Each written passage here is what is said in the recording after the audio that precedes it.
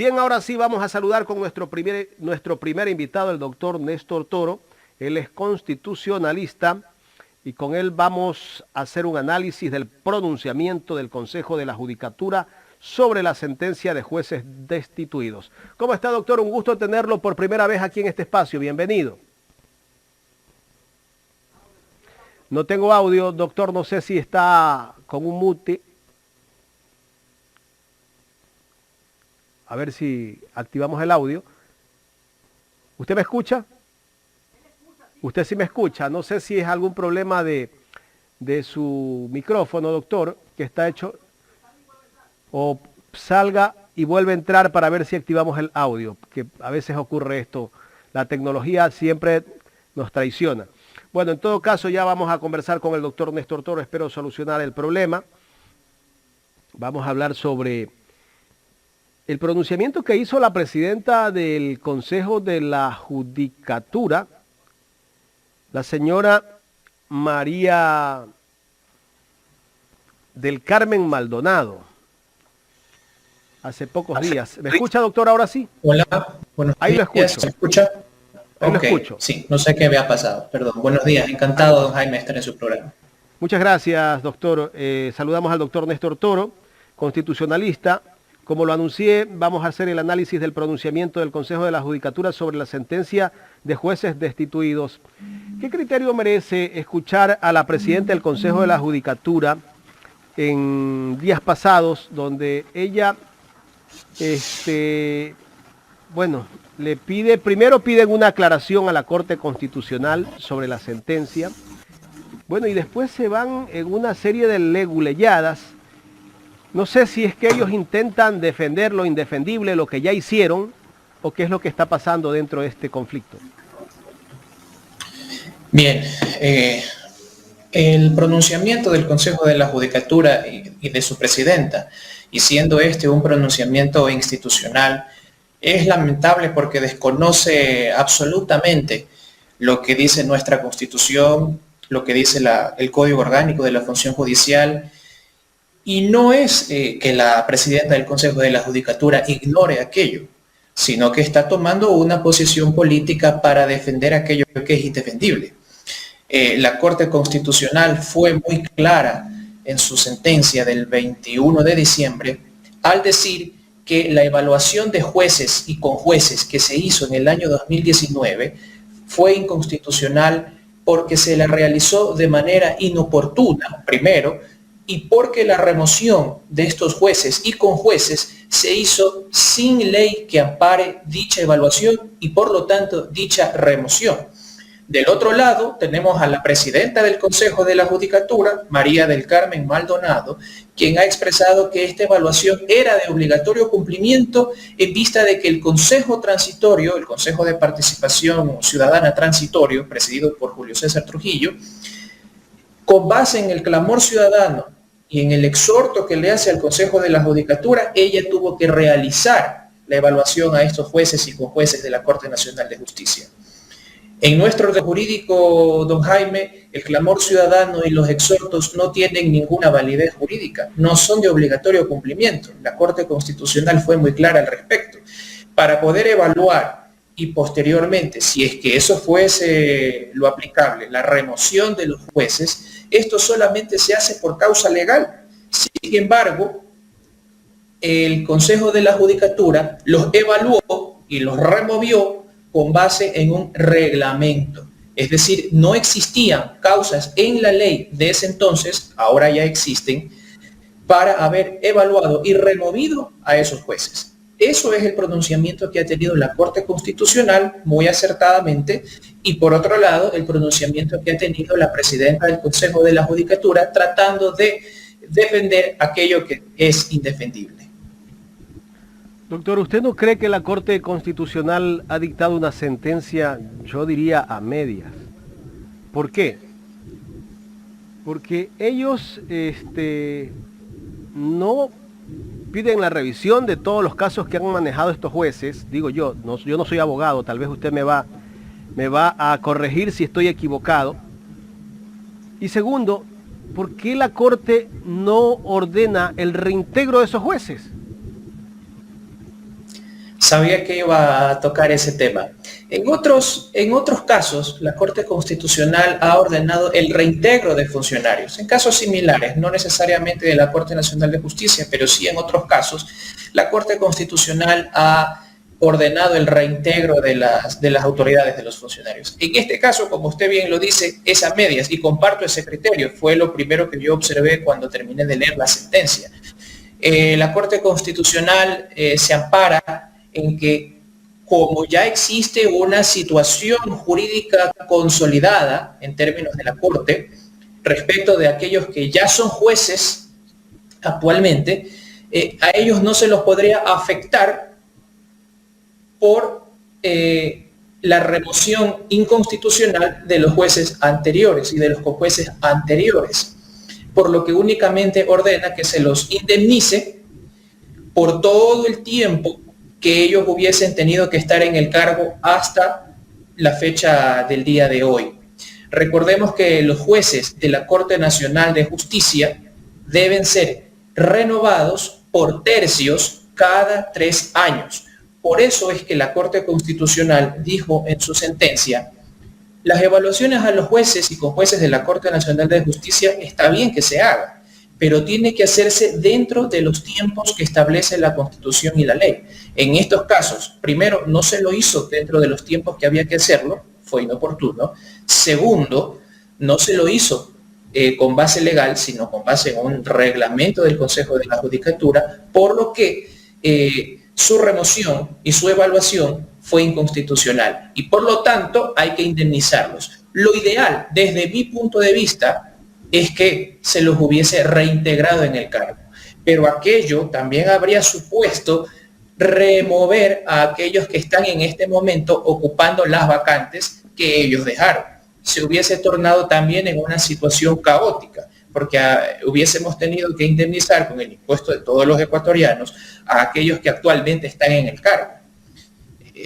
Es una situación compleja. Jurídicamente yo sí creo que lo ideal hubiese tenido que ser el reintegro, pero la Corte Constitucional ya se ha pronunciado como se ha pronunciado.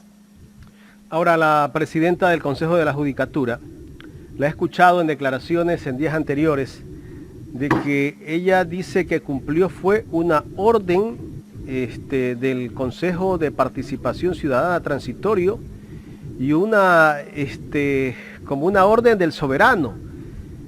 Aparte, ella trata de deslindarse de todo lo que en algún momento tuvo relación con el gobierno de Moreno, con el gobierno de Correa, porque también sabemos que ella fue parte en algunas instituciones en aquel entonces cuando estaba Rafael Correa, fue asesora, fue directora. En todo caso, ella en este momento ya no conoce a nadie de que en algún momento le dieron espacio para que ella ahora esté ostentando ese cargo que tiene como presidenta del Consejo del Consejo de la Judicatura. Bien, la presidenta del Consejo de la Judicatura, María del Carmen Maldonado, como usted lo dice, no es nueva en el panorama político. Recordemos que ella fue diputada, si no me equivoco, por la Izquierda Democrática en el Congreso del 2006. Luego de eso, pues también en el gobierno de Rafael Correa, y esto no la hace una funcionaria necesariamente, pero sí participó de las fiscalizaciones a la obra de Coca-Cola Sinclair y tiene un parentesco político con el expresidente Lenín Moreno. Entonces sus credenciales están muy claras en ese sentido. Ahora, lo que hizo, como dije al inicio, el Consejo de Participación Ciudadana Transitorio, incluso en mi cuenta de Twitter está la resolución que ellos emitieron en ese sentido. En el artículo 1 fue exhortar al Consejo de la Judicatura que ellos designaron, es decir, el de María del Carmen Maldonado, que con base en el clamor ciudadano realicen inmediatamente la evaluación a los jueces de la Corte Nacional de Justicia. Pero, don Jaime, en nuestro ordenamiento jurídico, el clamor ciudadano no es una fuente de obligaciones, no es de obligatorio cumplimiento. De igual manera, los exhortos que hace un órgano a otro tampoco es de obligatorio cumplimiento. Si los exhortos fuesen de obligatorio cumplimiento, todo lo que exhorta a la Asamblea cada vez y cuando, el presidente de la República o las otras instituciones tendrían que cumplirlo. Sin embargo, sabemos que eso no es así. Lo que pasa es que el Consejo de la Judicatura, léase la presidenta del Consejo de la Judicatura, María del Carmen Maldonado, tenía que cumplir con con la devolución del favor político que se le hizo al momento en que fue designada por Trujillo y el Consejo Transitorio como presidenta del Consejo de la Judicatura actual. Pasando a otro tema, hablando sobre lo mismo, ¿no? ¿En qué le puede dar algún tipo de comodín a los procesos judiciales que tienen los exfuncionarios del gobierno de Rafael Correa? Porque muchos de estos jueces que fueron destituidos y fueron relevados por otros jueces a los cuales están siendo cuestionados, ¿hasta qué punto podría ser de que ellos tendrán una especie de comodín como para después demandar al Estado o ir a instancias internacionales de todo lo que está pasando acá en el tema de los jueces destituidos? Recordemos que algunos de los casos políticos, como el caso Arroz Verde, que luego lo denominaron Sobornos 2012-2016, ya se encuentra en instancias internacionales.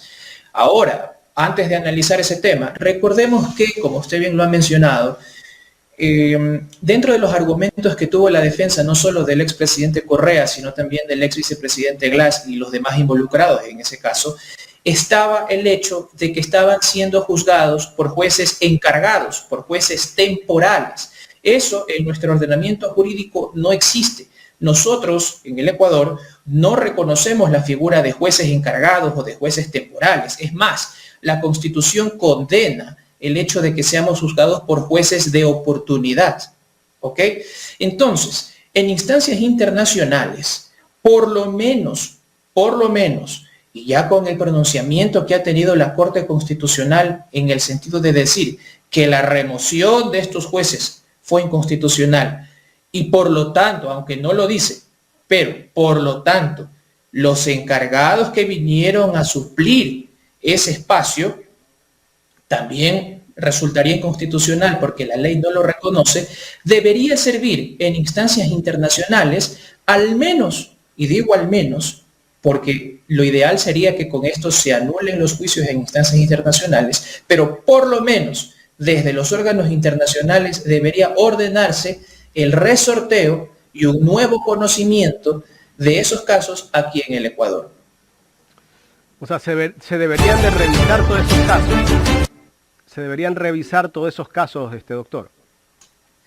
Si es que las instancias internacionales deciden un resorteo de jueces, para que nuevos jueces conozcan de esos casos, posiblemente sí, habría que revisarlos nuevamente, pero también existe la posibilidad de que aquí en el Ecuador ya no se revisen de nuevo los casos, sino que con este pronunciamiento que ha tenido la Corte Constitucional, de que los jueces de la Corte Nacional fueron removidos de manera inconstitucional, las instancias internacionales deberían anular, o podrían anular los juicios. ¿Por qué? Porque una de las garantías de nuestros derechos del debido proceso es ser juzgados por jueces permanentes. Es más, los jueces de la Corte Nacional de Justicia tienen una garantía de ser inamovibles. Solamente se los puede remover por causas legales. En este caso, estos jueces fueron removidos sin causa legal. Por lo tanto, sus reemplazos también fueron ilegales e inconstitucionales. Y eso las instancias internacionales tendrán que evaluarlo, revisarlo y darse cuenta que el derecho al debido proceso que tenemos todos, no importa si es Rafael Correa o es Guillermo Lasso o es Jaime de la Cruz o es Néstor Toro, todos lo tenemos. Ahora, ¿estos jueces hasta cuándo están en esos cargos? Porque entendemos que hay un concurso para reemplazarlos. Como le dije al inicio, los jueces de la Corte Nacional de Justicia se renuevan cada 3 años. Entonces, por sorteos tendrán que definirse cuáles son esos jueces que se irán reemplazando periódicamente. Los que entraron hace muy poco para poder reemplazar a los que el Consejo de la Judicatura removió inconstitucionalmente, entiendo que están solamente para cumplir el tiempo que les quedaba a los anteriores. ¿Cuál podría haber sido la intención de cambiar a todos estos jueces, a 21 jueces de la Corte Nacional de Justicia? ¿Cuál podría haber sido la intención, doctor? Bueno, mediáticamente se supo, y digo mediáticamente porque esto trascendió en los medios de comunicación tradicionales, usted lo recordará mejor que yo como periodista que es, se trató de posicionar el discurso de que estos jueces que fueron removidos tenían primero sentencias de mala calidad y segundo que tenían favores políticos que cumplir a través de las instancias judiciales, por lo que sí eran incómodos para el poder de turno. Nosotros sabemos, hemos vivido durante los 4 años del gobierno de Lenín Moreno, que de alguna manera Lenín Moreno intervino en la justicia, y esto es claro, esto es notorio. Por ejemplo, no nos olvidemos de la casación del expresidente Yamil Maguad. ¿Cuánto tiempo demoró? Si no me equivoco, fueron 20 años, pero la casación del expresidente Correa demoró apenas 20 días aproximadamente. Y lo curioso, y en política no existen las casualidades, fue antes de que él pueda inscribir su candidatura ante el Consejo Nacional Electoral, lo cual nos da a pensar muy mal, por lo que esos jueces realmente eran incómodos para el poder político de turno. Doctor, con todo lo que está pasando con esto de los jueces que fueron destituidos, ¿podríamos pensar los ecuatorianos que la justicia está politizada y que tal vez no actúan los jueces en base a la justicia? Evidentemente que sí, don Jaime. Y no es novedad que la justicia, que el poder político intervenga en la justicia. Nosotros vemos que hay casos, por ejemplo, los casos de los ciudadanos de a pie duermen el sueño de los justos, pero los casos políticos, y dependiendo de qué político sea, los jueces lo tramitan de manera célera, o la fiscalía también se activa con sus investigaciones solamente porque las redes sociales así lo ordenan, ¿no? Entonces, estamos viviendo en estos momentos la debacle de la justicia realmente por la intervención de los poderes políticos de turno. Y yo le puedo añadir algo ahí también. Yo creo que la presión mediática también influye mucho dentro de muchos procesos que se llevan adelante en el sistema de justicia aquí en el país. Evidentemente, los medios de comunicación se han convertido, o no se han convertido, siempre lo han sido si revisamos historia, pero ahora mucho más porque tenemos mucho más acceso a los medios de comunicación, son actores políticos y sentencian a través de sus titulares. Correcto. La verdad que sí, yo en algún momento escuchaba a un periodista que decía: hemos fiscalizado a tal funcionario. Yo me hacía preguntas y le preguntaba a mi profesor, le decía, ¿por qué un periodista se cree fiscal? ¿Quién le dio ese poder para ser fiscal? El periodista está bien que denuncie, pero no tiene por qué asumir de que fiscaliza o que es parte de la justicia. Es la mala calidad de la ética periodística que tenemos en este país. No nos olvidemos, don Jaime, que actualmente en la Asamblea se está tramitando la ley de comunicación enviada por el actual régimen, que básicamente es una ley para los periodistas. ¿Y para qué periodistas? Porque, por ejemplo, usted representa un medio digital que no ha sido tomado en cuenta en ese proyecto de ley. Pero ¿dónde quedan los derechos, por ejemplo, de las audiencias o de los medios comunitarios que no son contemplados de manera extensa en ese proyecto de ley? Se han hecho ciertas modificaciones al proyecto que envió el presidente Lasso, pero aún así no satisface las necesidades de nosotros como consumidores de información y también de otro tipo de medios como el suyo, como los comunitarios, que están todavía relegados frente a los medios de comunicación tradicionales. Por supuesto. Doctor, si me lo permite, el ingeniero Enrique Moscoso me pregunta, dice, ¿no sería legal simplemente destituirlos a los reemplazantes? Es una pregunta que hace. Pero ¿por qué causa los vamos a destituir? Esa es la pregunta también, porque la ley prevé causas específicas para la destitución. En este caso, los jueces que están ocupando actualmente la silla en la Corte Nacional de Justicia no son culpables del proceso inconstitucional que llevó el Consejo de la Judicatura. Ellos ejercieron su legítimo derecho de participar ante una convocatoria que se realizó. Más bien la Corte Constitucional en su sentencia fue la que tuvo que aclarar esa situación jurídica. Los responsables aquí son los miembros del Consejo de la Judicatura. Ahora, ellos hacen una evaluación a los jueces, pero a través de una comisión. Ni siquiera los mismos miembros del Consejo de la Judicatura son los que evalúan a los jueces. Ellos se convierten después en firmantes nada más de un informe que les entregan parte de una comisión que evalúa a los jueces. Así es, eso también fue observado por la Corte Constitucional.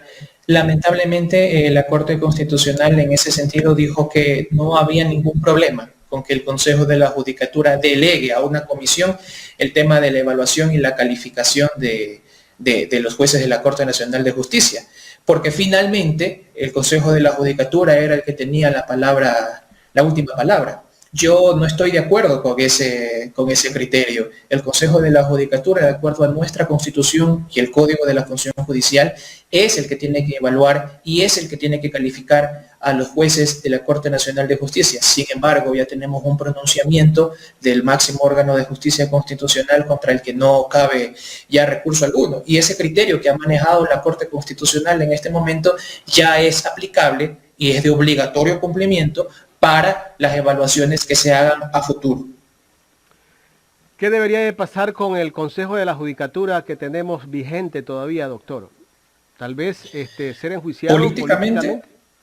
Eso le iba a decir. Políticamente, los consejeros del Consejo de la Judicatura, aquellos que votaron a favor de todas las resoluciones que sirvieron para hacer la evaluación y la remoción de estos jueces de la Corte Nacional de Justicia, son responsables políticos por haber incumplido con sus funciones, porque la función primera de todos aquellos que ostentan algún cargo público es cumplir y hacer cumplir con la Constitución y la ley. En este caso, si ya la Corte nos ha dicho que han incumplido, que han hecho una inconstitucionalidad, son responsables políticos de haber incumplido con la Constitución y por lo tanto han incumplido con sus funciones y podrían ser destituidos a través de juicio político. Lo curioso ahí, don Jaime, es que eso simplemente es la teoría, porque para poder destituir a los miembros del Consejo de la Judicatura se necesita el voto de 92 asambleístas y eso es muy complicado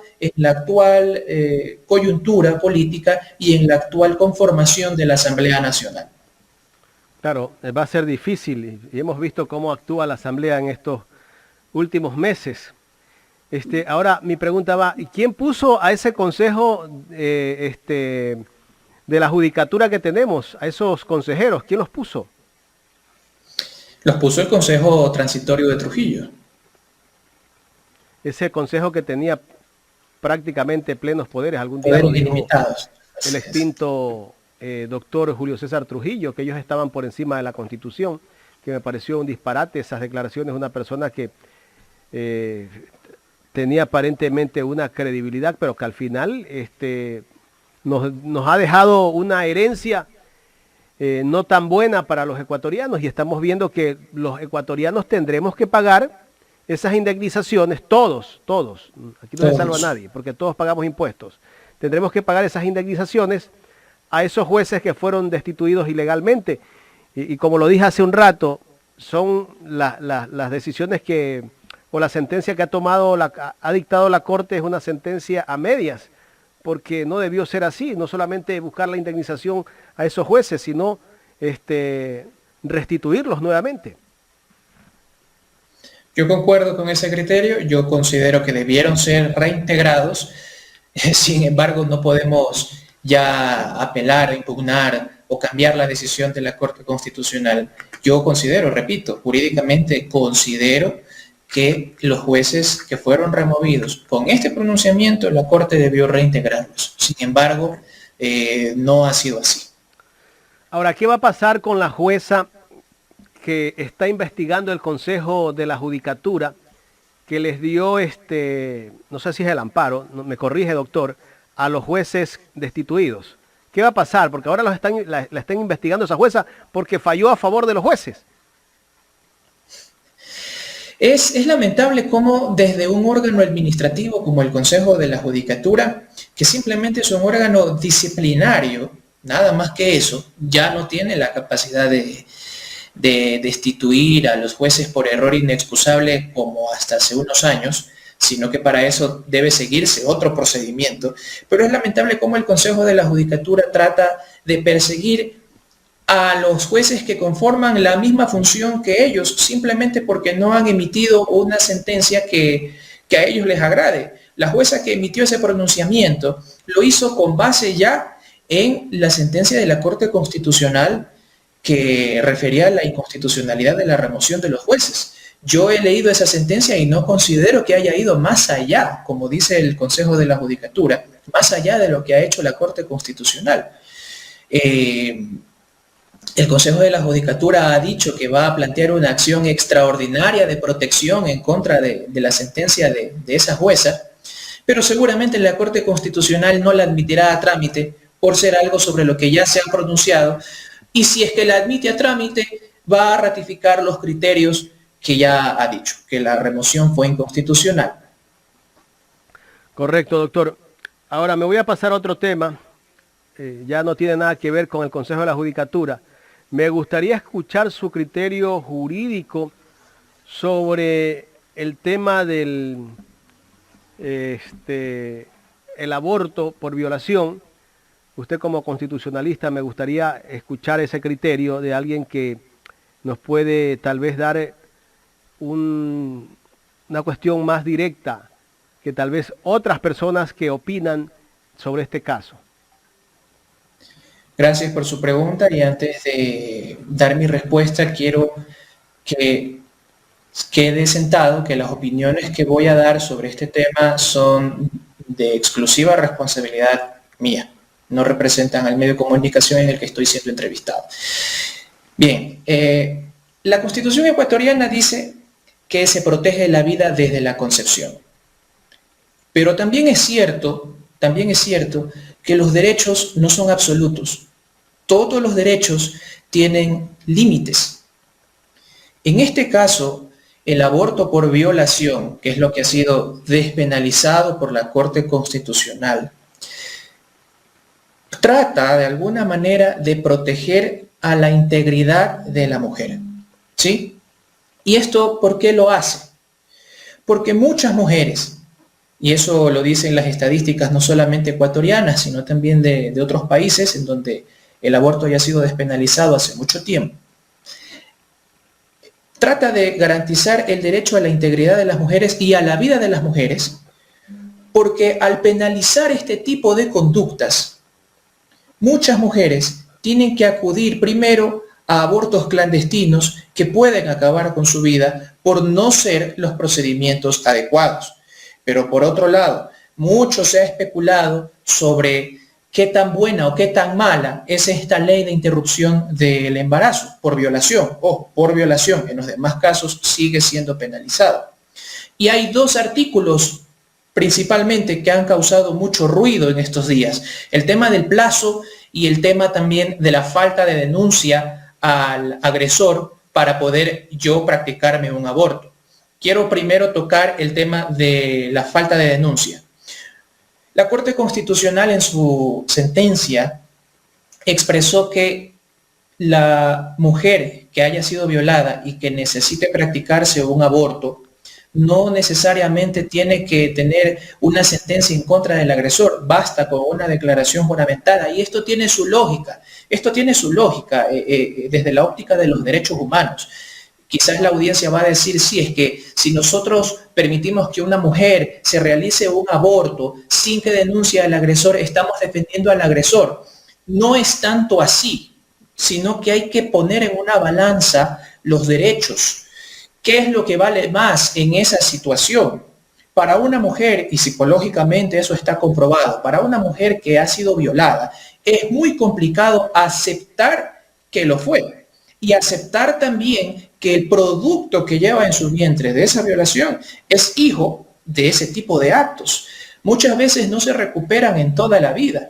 Entonces, decir que para poder practicarse un aborto por violación es necesaria una denuncia o es necesaria una sentencia en contra del violador, es revictimizar a la víctima, es revivir el trauma que esta mujer ha tenido que vivir, porque ninguna mujer sale a la calle para ser violada y ninguna mujer en su vida quisiera ser violada tampoco. Entonces, en estos casos, la legislación del mundo donde el aborto ya ha sido permitido y el Ecuador ha recogido esos derechos y el sistema de derechos humanos también recoge esos derechos, hay que precautelar la integridad de la mujer y no hay que revictimizarla, no hay que revivir el trauma. Y por último, don Jaime, si nosotros hablamos de que se va a dejar libre a la víctima, esto tampoco es así. Porque al menos en el Ecuador, recordemos con la consulta popular del 2018, el 7 veces sí o el 7 veces no, se nos consultó si queríamos que los delitos sexuales contra niñas y adolescentes sean imprescriptibles. De tal manera que si una niña o una adolescente fue violada y esta niña o esta adolescente decide practicarse el aborto por haber sido violada y en ese momento no denuncia al agresor, no significa que después no pueda hacerlo, porque es un delito imprescriptible. Así sea mayor de edad. Ahí voy. El punto ahí es que ahora, si es que esta ley pasa, hay que armonizar la Constitución, porque esa imprescriptibilidad solamente la tienen las niñas y las adolescentes. Hay que extender esa protección también a las mujeres, para que las mujeres también puedan denunciar a su agresor en cualquier momento, en el momento en que ellas se sientan listas. Por ahora, la imprescriptibilidad solamente es en delitos sexuales contra niñas y adolescentes. Yo considero que la Corte Constitucional en su momento tendrá que adecuar esta norma o la Asamblea tendrá que hacer la enmienda constitucional necesaria para que esa protección también sea para las mujeres mayores de edad. Ahora, con el plazo, vamos con el plazo. Se ha dicho que debemos tener como máximo las 28 semanas. Y para esto, don Jaime, yo soy una persona que estoy de acuerdo con el aborto no solamente en el caso de violación, pero eso no me hace perder la objetividad de saber que los plazos para practicar un aborto deben ser objetivos y deben ser razonables, fijados por parámetros técnicos, no por parámetros políticos, ¿sí? Ahora, 28 semanas en lo personal a mí me parece que sí es bastante extenso. No solamente por el tema de que un niño sietemesino o un bebé sietemesino ya puede vivir de manera independiente, sino también porque ya no estamos hablando de un feto como tal. Incluso, médicamente hablando, ya no estamos hablando de un aborto. Estamos refiriéndonos en esos casos, y hay médicos que he escuchado y he leído que ratifican lo que estoy diciendo, en esos casos ya no se llama aborto, sino que se llama inducción a muerte fetal, que es un procedimiento totalmente diferente. La legislación del mundo, para poder fijar los plazos de un aborto, ha dividido por trimestres el embarazo de una mujer. El primer trimestre, que es hasta las 12 semanas, el segundo trimestre, que es hasta las 20 semanas, y el tercer trimestre, que es en adelante, hasta que termine el embarazo. Bien, de acuerdo a la legislación comparada, los plazos en promedio que se manejan son entre las 12 a las 16 semanas. Y en casos muy excepcionales, se permite que estos sean de 20 a 24 semanas. Por ejemplo, el Reino Unido permite por excepción que el aborto sea realizado hasta las 24 semanas. Pero también está la otra posición del sistema de derechos humanos, y yo respeto ese criterio y hasta lo entiendo, pero no lo comparto.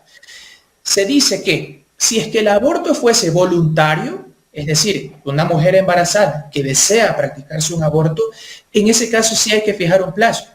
Pero si el aborto es producto de una violación, en ese caso, por el tema de no revictimizar a la mujer, no debería tener plazo. Eso dice el sistema de derechos humanos. Y la Corte Constitucional de alguna manera también ha recogido ese criterio, pero al final también le ordena a la Asamblea a fijar un plazo. Entonces, por eso es que estamos discutiendo hasta cuándo debe ser el aborto por violación. Yo tengo entendido que el día de hoy, por la tarde, por la noche, va a sesionar la Comisión de Justicia para volver a tratar el tema del plazo y tengo entendido que será reducido a 12 a 16 semanas, que es lo que en promedio establece la legislación comparada. Ahora, sobre esto también hay que hacer una puntualización. Estamos recién a puertas del segundo debate de la ley de interrupción del embarazo.